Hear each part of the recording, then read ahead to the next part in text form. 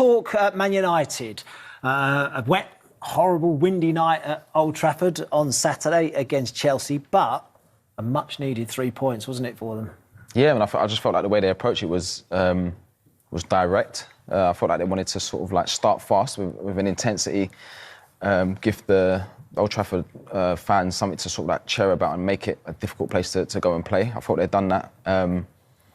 Created chances, and it was a different performance by them. You know? Yeah, I mean the conditions as well played a big part. It was torrential rain, but you know what? It's something that we always used to do. And every manager that I work with always said, let's get it, especially at home. Let's get it in their half of the pitch. Go and pressurise them, and if they make early mistakes, make sure they make them in their half of the pitch. That's what they did. Yeah, and right from kick-off.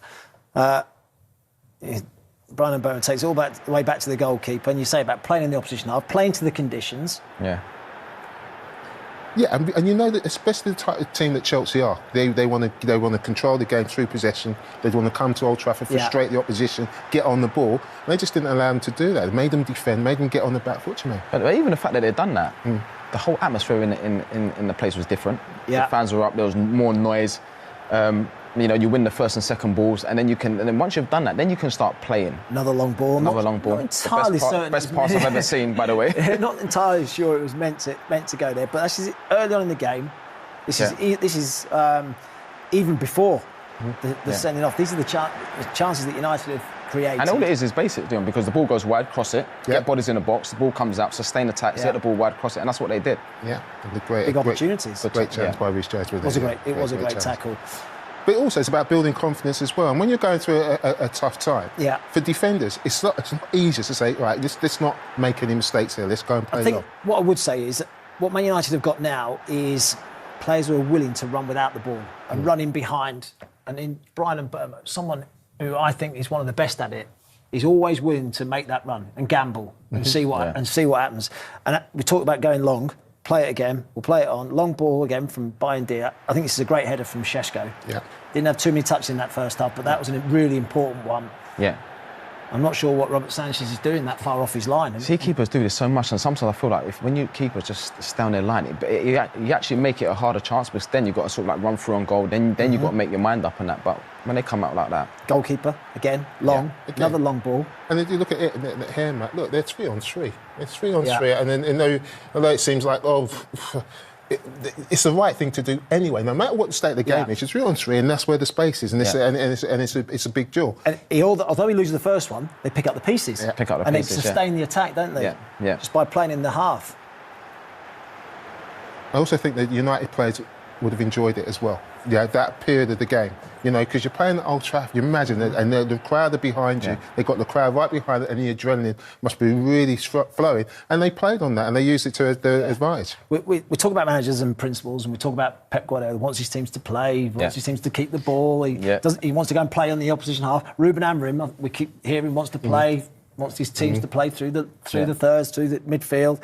Actually, this weekend, the goalkeeper, Altay Bayindir, long pass percentage in a Premier League match. It's the highest percentage he's ever hit passes long. Every time the ball came back to him, almost every time. Look, 75% of his passes from against Chelsea, long balls, which is the most he's ever done by quite some distance. And I do feel like there's a big focus in football now about you have to play it from the back. Even when you're losing, you have to play it from the back. And actually, sometimes go long, like we've just said, play in their half, win the first and second balls, create chances, earn the right to play. And like I said, you think about all the great Man United teams over the years, they did that. Yeah, exactly. They did that. And just better decision making. Yeah. How many coaches were better than the players and had a better career than the players in their dressing room? They hadn't. They do the coaching and they say, right, Jermaine, it's up to you now to make the right decision on the pitch. And sometimes it's a long ball. Chelsea struggled. Weren't helped by the red card to Robert Sanchez, which we've just seen.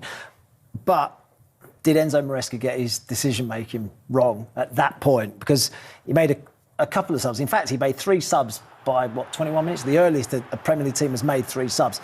So he took Estevao off and brought Jurgensen on. That you can understand, can't you? He had to bring a goalkeeper on. Yeah. But he also took Pedro Neto off and brought Tosin on as an extra centre-back. Could you understand that decision at that time? No. And I'll tell you why. Because one thing that somebody said to me when I first started my coaching career was, when something happens, take 5 minutes. Don't react. Just take 5 minutes, get the team, to organise the team, and then say, look, for 5 minutes, we'll give nothing away. And it gives you thinking time. Okay. And I think that was key. Yeah, you didn't take that 5 minutes to say, OK, what are we trying to achieve? I thought Neto would be key to how they defended, because you can leave Neto up front, he's going to run the channels, he's quick, and he's going to cause a problem. By taking him, withdrawing him so quickly, he took that out of the equation. Yeah, so then he went to a back three, because Tosin had come on. Yeah. So there's your back three. Now, Chelsea's width usually comes from the wingers, doesn't it? It comes from, well, it took two wingers off, Neto and Esteban. Because of that, it had to be Cucurella on the right and Reece James on the left, and Reece James on the right. Now, Cucurella, we've seen so often playing as a number 10. They try and overload the middle of the pitch. Yeah, that's what they do, yeah. They invert their fullbacks, Chelsea. Yeah, because obviously what they try and do is, well, not try, they actually do it well. They create a box in midfield. Yeah. And then the wingers stay high and wide, and then once you give it to the wingers, then they're 1v1, and that's it just frees them up. Yeah, and I'm looking at this and I'm thinking, how are Chelsea going to score a goal now? We've done, those two wide. Who's going to threaten in behind it? At this point, it's only really Cucurella. I think João Pedro is a terrific footballer. Yeah. I'm a really big fan of him. I think he's brilliant. I just think he's a number 10 rather than a number 9. I just feel like he has to mix up his movement. So there's times where you can come and be the focal point and link play, and then you link play like we saw with the Haaland goal, link play and then run. Yeah. But I just feel like, he's not looking to sort of like disrupt the back line. He's always coming short, always coming short. Yeah, and it's too easy because sometimes you can just leave him in there. Just leave him in there, so it's too easy to play against. They're hampered a little bit. Liam Delap's picked up an injury, which means he's out to what I'm talking about, November, December, aren't they? Yeah. He's someone that will stretch opposition in behind. He'll look to play on the shoulder. Absolutely. Well, let's play it on. Because you're talking about João Pedro now, aren't you? In that position, in that number 10 position. Look how deep he's come. It does. No, it's quite easy to. They're going through the middle, aren't they? He couldn't get the ball to him. Again, stop it again. Yeah, look how deep United are. Yeah. No one's threatening behind them. Yeah. The only one again is Cucurella. And once again, João Pedro not occupying the centre backs, is he at all? He's just thinking about coming to get the ball. It almost looks like it becomes like just possession. Yeah, and it can work if they play quickly, because I know Jermaine's absolutely right. He needs to mix up his movement. But you see, look, they are actually in this area here. They're outnumbering. Just see if I can get that to go. They outnumber Man United in that area. 4v2. And in trading, they should be able to keep the ball. But the point of that is, Jermaine, is to suck them in and then get them out, get them out into the spaces that's been created. Yeah, 100%. But they did make it work. And again, they try and play through the middle. I think this is what you were talking about, Jermaine, about give and go. Yeah. So when the ball comes up to João Pedro in this position, and I play it on slowly, when the ball comes in, you're wanting him to bang that off, aren't you? You're going to say, I'd rather see that, and then the next pass, you're then going to make that run. Yeah, because, we've all heard the term, like, the up, back and throughs, where I just feel like he has to have the awareness. Harry Maguire's coming tight to you, so if you pop that off, and then you get Cucurella's free here, then you get the overload on the left-hand side of the pitch. Play it on, he turns into trouble. They actually get a bit of fortune, don't they, because I think they win the ball back. They keep possession. And they're away again. And again, I'm thinking, if this is Neto on the left-hand side, his movement is bang in there. The ball comes through. Cucurella's not got the pace that Neto's got. And he hasn't got that pace to threaten Mazraoui. Exactly, Mazraoui gets nice and tight, ends up nice in square, ends up going back. And United can get themselves back into shape again. Yeah. So a lack of a focal point, wasn't there, really, for Chelsea? Another mistake at the back. It was a difficult first half, and I think Enzo Maresca just potentially got it wrong by making as many subs as he did early on. Yeah. It was compounded by, obviously, Cole Palmer coming off, because I think that was key. I think he came off with that injury as well. And part of his plan was to get Cole Palmer, because I think he would have got out of those little situations as well and played that forward pass. Yeah. But, it did make it more difficult for them. Again, another giveaway. United get into the box pretty freely. Another half chance. Yeah, so a really sort of frustrating first half, wasn't it, for Enzo Maresca? What about Man United? Because there's been a lot of money spent in the summer in trying to regenerate their attack.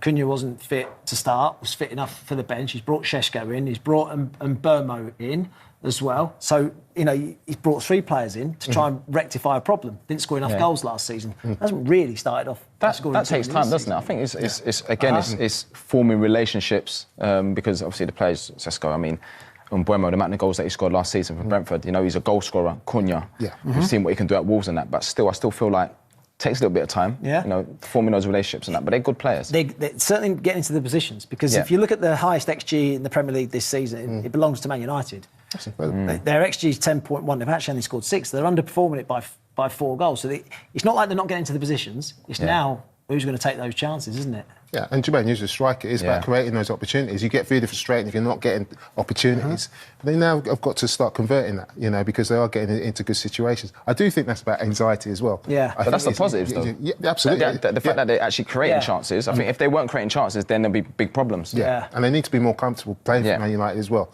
Because at the moment, it feels like it's massive pressure putting on that shirt. Let's have a look at some of the positions that they get themselves into then. It's just, some really good opportunities that they create, some really good football. I actually think there's been a lot of criticism of Man United so far this season. Again, poor pass really, wasn't it? This is what Brian Burmo is good at. Yeah. Coming in. So good at it. We've seen him do that so many times. He's mastered that. And I mean, he'll score goals. I mean, he looks sharp. He looks fitter and fitter each game. I see him. But he'll get good numbers. Yeah. Runners in behind. I mean, it's Bruno Fernandes, and that's where you want him, isn't it, on the pitch? And it's lovely. It is good play. Everything, you cannot fault the movement. Jermaine, this is Ahmad. Don't look. What are you asking from me? You don't even have to look. Just I say to wingers, I used to say to Aaron Lennon all the time. What? Just put that in. Just put it in. And if I'm not there, then you can say whatever you want to me, but trust me to be there. And you see this chance and you think, right, if you just swivel and just play it slowly, bang it. It's too long. It's too late. Now the pitch is gone because what that does now, it gives Chelsea an opportunity to get the numbers back, and then the chances. And he runs it out of play. Yeah. Although the ball ends up in the back of the net, the chance has gone, hasn't it? By taking too long. The chance has gone. Yeah. Good shape again from United. Actually, Chelsea wanted a penalty here. Mazraoui on João Pedro. Lovely from Brian Burmo. Great bit of skill. Brilliant. Yeah, really good. What about this then as a centre forward, Leroy? This is your game, isn't it? This backing into people, holding it up. Absolutely, and I think he needs to know what's on his outside. And this holds it there. He needs to know that Ahmad is in that situation there. But Could Ahmad help him? Ahmad needs to make the decision for him. Movement's got to be better. It's a goal-scoring opportunity. Yeah. Because all Ahmad has to do is then make sure he runs towards the goal. But as we just play it on slowly, Ahmad just holds his position. And in the end, what's he's looking for it to his feet now, isn't he? Rather than in behind. And the defender will get exactly what he wants, which is that. Yeah. And he doesn't want that. It'd be an interesting conversation if you said to him, like, where's the goal? The goal's there. Mm-hmm. We saw the Haaland goal. If you sprint as hard as you can in that space, you're through on goal. It's 1v1 with the goalkeeper. You don't need to receive it to feet and make the chance harder and then beat the defender 1v1. If you sprint as hard as you can in that space... You're 1v1 with the goalkeeper. Trust the man on the ball to play and then... He's through on goal. Exactly. And just that miscommunication ends up with him just delaying the pass. He's had 6-2-3, too many touches. Now they've got bodies back. And look at the numbers Chelsea got back. They've got 6 players back behind the ball. Yeah. It's decision-making, isn't it, in the final third then? And then he's offside. And even with the pass, if you are going to pass it to him, not Spade, then, pass it so that it's not behind him, it's in front of him. And in all these clips, you're looking, some of the Man United's play is good. Yeah. It's decent, Well, up, back, through. It doesn't quite come off, but then the counter press is poor from the goalkeeper. And they get into some really good situations, and then it's that final pass again. Yeah. Just lets them down. Yeah, they do get sort of in some good areas. I think this is a similar one, isn't it, now? So what are you looking for? This... Early pass. If that's... Yeah. If that's you just want it. Yeah. Well, didn't you? For players, it's like... these are the things that you can't... As a manager, you can't coach this. You should know that. You should have that intelligence when you think, right, look where the goalkeeper is. There's no one in the goal. It's an empty goal, basically. Mm-hmm. It's an empty goal. Just pass it across, hard. And he's almost trying to make sure but what he does, the opportunity goes. Because look how many numbers get back for Chelsea and they defend it. You just got to be confident. Just play first time and play quickly. And he's good enough to do that, Ahmad, as well. I mean, that's really brilliant. good play. That's brilliant. Now, that's not difficult, is it? Up, back, through, Yeah. same. Soft, go and finish. Soft, go and finish it. Is there a willingness again, though, to get onto the end of it? Enough? That's unbelievable. When you actually watch it, it is unbelievable. You have to, the top teams and the top players, they make the right decisions in the final third. And then this is the red card that makes it more difficult for Man United in the second half. Casemiro, you Jermaine, think that's a little harsh? I do think it's harsh. You can see what he's trying to do. You know, just sort of like pulls him, and I felt it was harsh. But I suppose when you're on a yellow, you got to just you can't. With an experienced player, if you're on a yellow card, you can't do that. Made it difficult for themselves, didn't they? Yeah. They seem to make it Second difficult half. all the time, and they didn't need to. They had control of the game. Yeah. But